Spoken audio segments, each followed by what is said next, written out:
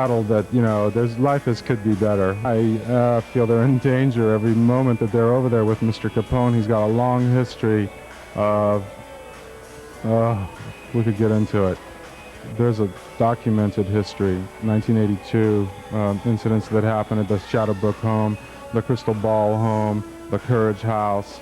It seems like havoc and evilness just surrounds Mr. Capone everywhere he goes. I'm exhausted. I'm just so exhausted. And now I'm going to New York, to see my kids, and I hope they're okay.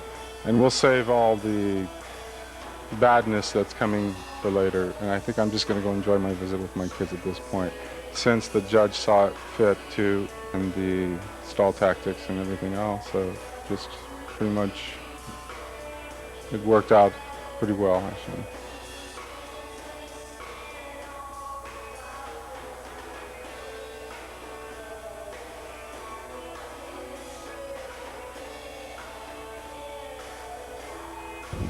He's been in this system for a year now, and we just want him to come home. We don't think that those were reasons for him to now be sent to a ranch camp. He had, it was an order on his files that it was suspended, the ranch camp.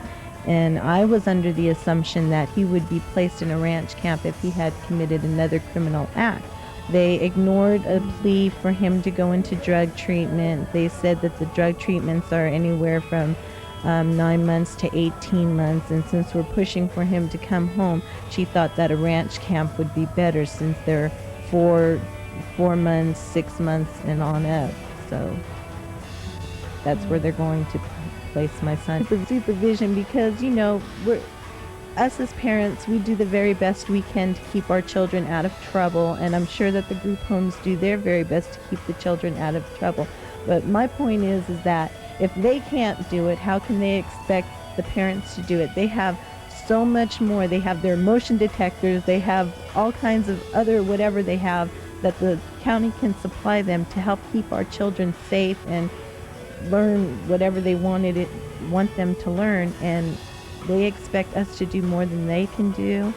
That's what I just don't understand about the group homes. Even us, if you're going to stick us, a grown person, in a cage, we're going to have some reaction. I don't know about you, but I will. I'd be trying to tear the walls down, and I don't know how my son's going to react to this. The ranch camps are far away, which means that we won't be able to visit him on a regular basis like we always do. And I don't know how that's going to affect him, and I don't know how that's going to affect me, because I love my children. I want them near me. Complete lack of evidence that there is anything that has ever been wrong with my child. Judge Black became angry and ruled that my daughter be detained, and at least for 6 months, while they provide visits with the grandparents, and while they provide me with services that have no relation to me. And keep my daughter away from me in foster care, where she is not doing well. And I specifically asked him, as he made his ruling, if he would please make any kind of a finding that there had been any abuse whatsoever of this child. And he got up, picked up his papers, and turned his back to me and walked out of the courtroom.